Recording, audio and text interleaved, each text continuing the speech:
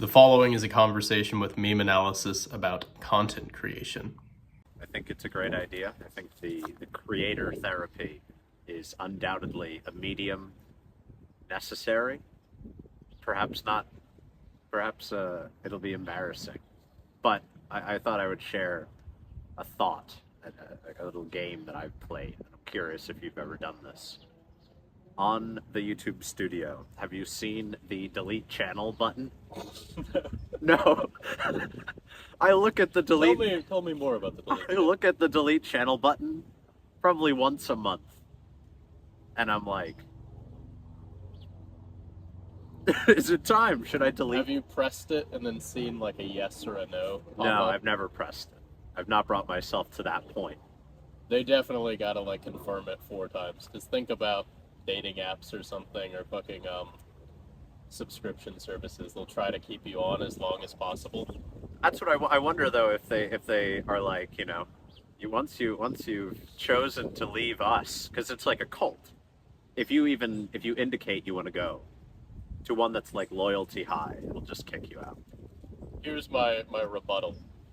The apps, the varying cults that fight for your allegiance, your dependence on them.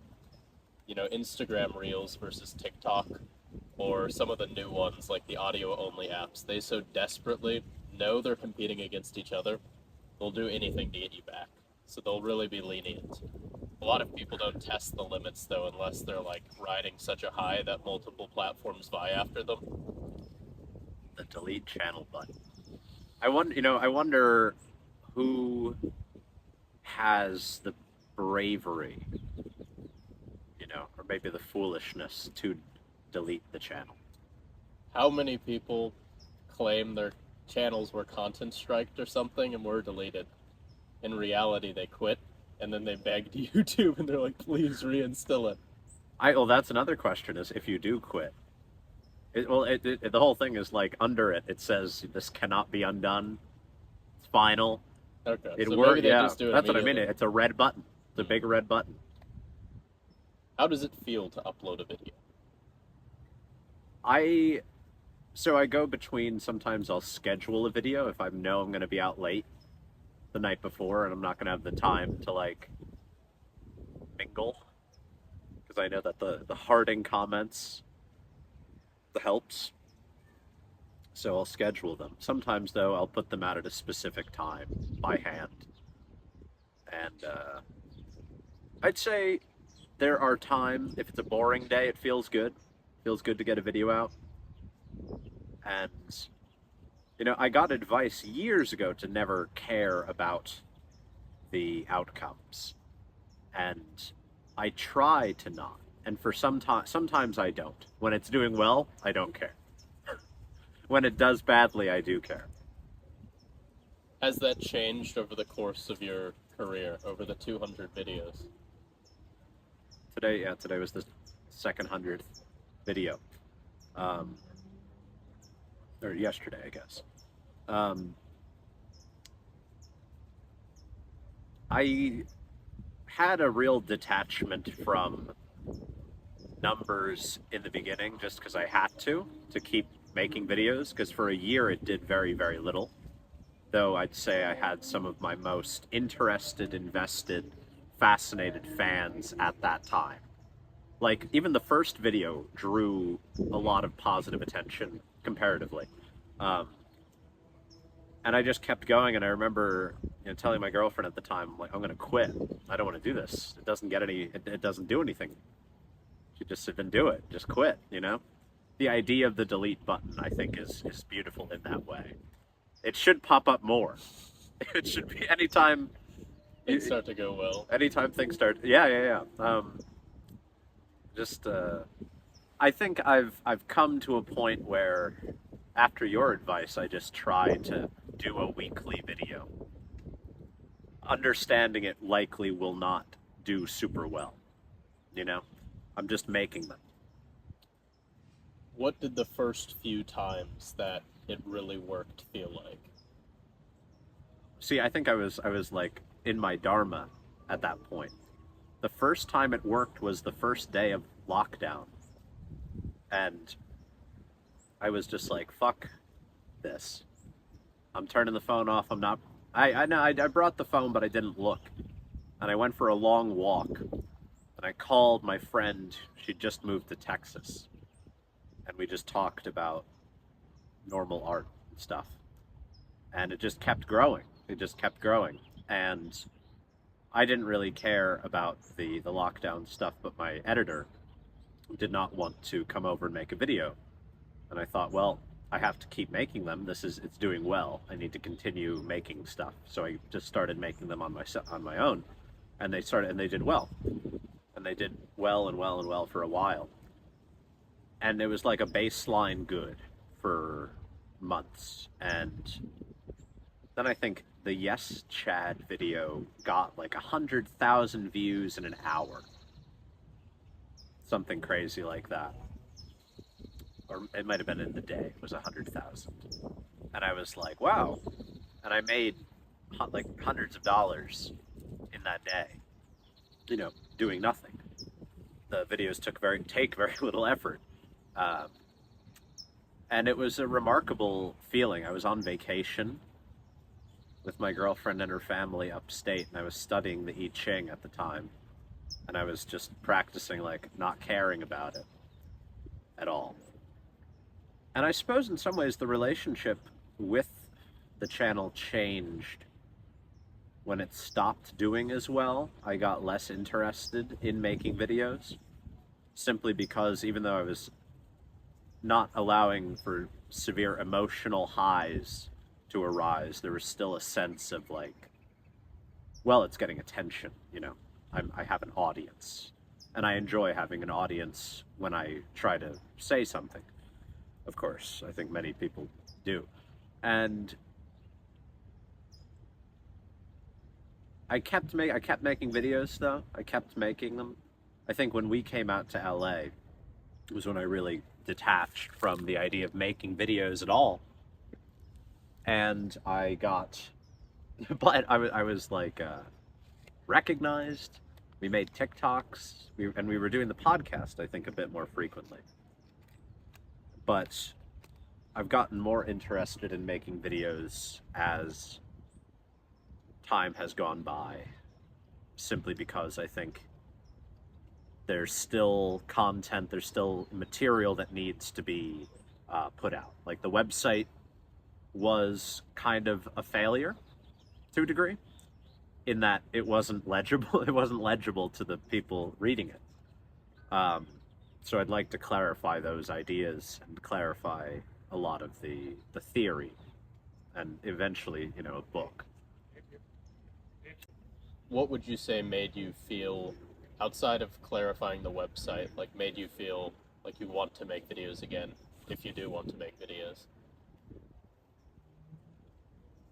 When I started making videos with Joe Dark, it felt really good. It felt, because back when I started the channel, I'd have like 5 friends with me, and we'd just have fun with it. It was a very fun experience. When it became solitary, it became more reliant on the input of the algorithm of the machine.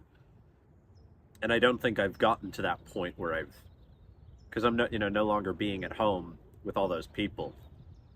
I'm not sure how many people out here are like, oh, I want to be hanging out with the meme analysis team when we make a video. Like, it's still solitary, and I definitely have childish tendencies. I like having my friends with me when I make stuff a lot. I don't think that's childish. I think it's like a type of creative process. Do you feel like the platforms differ, like your propensity towards creating on them, or the reaction? Like, do they feel different? Absolutely. I think TikTok has feels more interactive. It feels kind of less like you're making a video, it's more like Twitter. It's easier. YouTube requires editing, requires a degree of effort with less tangible benefit than TikTok, as I know that you had expressed very solidly. I used to enjoy doing Instagram stories because I like using music. You can use music without copyright problems. I'd like to I'd put paintings with songs that I associate with them, which I enjoy. I think that's a fun medium. Um, but yeah, YouTube is a difficult platform. What's your favorite video you've ever made?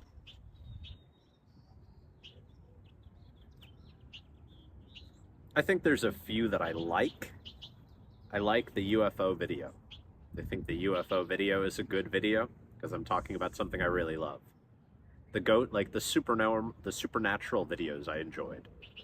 The ghosts, the high strangeness, the cryptids, the urban legends. I thought those were very fun.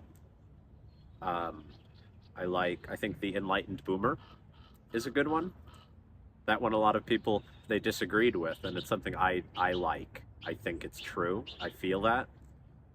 I like talking about the Tao. I think some of the Taoist memes have been my favorite.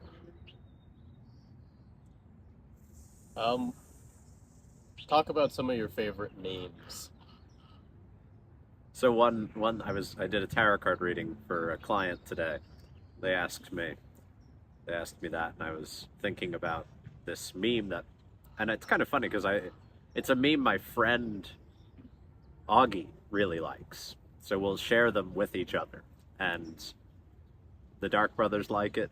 We all kind of like share these memes, and it's fake texts from kind of stock cartoon characters, where it's like evil clown is like, "What you doing? I have a hot tub. Come over."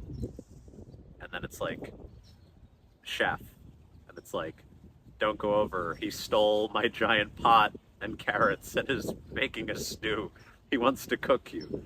Or there's one that I think is really brilliant. It's like 10,000 bees DMing, and it's just come outside. I think those are very funny. I like the usage of stock characters. I also think like oh, it reminds me the mosquito trying to get into the flesh, and it's like it's cartoon sound effects. I think the utilization of cartoons is very funny. I think like drawing from the memes of the past in current contexts makes for very funny memes to me. The memes of the past, meaning like cartoon Mm-hmm. culture in this context, right? I think I have your prognosis. This isn't very psychoanalytical, but need to make a video in Los Angeles. There's a space. Comment under this if you want to come and participate in a man, the sun is blasting you right now. Communal meme analysis. That to me strikes me as a way to reinvigorate like a feeling for the channel.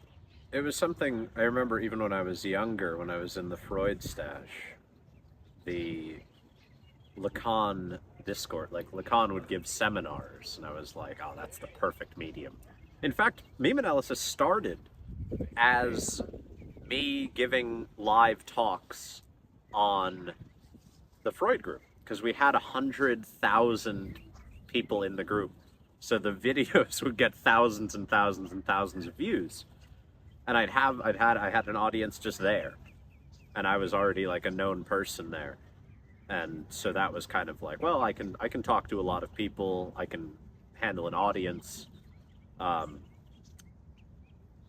yeah, I think that medium has always been something I've enjoyed as an audience, especially a real one.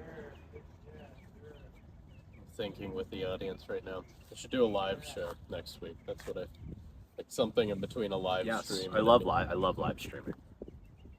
And it'd be fun to have people there around as well to bring out the good vibes. This is an experiment in the Whoititis genre of just having conversations, talking with the foremost minds of the internet. Let me know what you think below. It is what it is. Memes matter.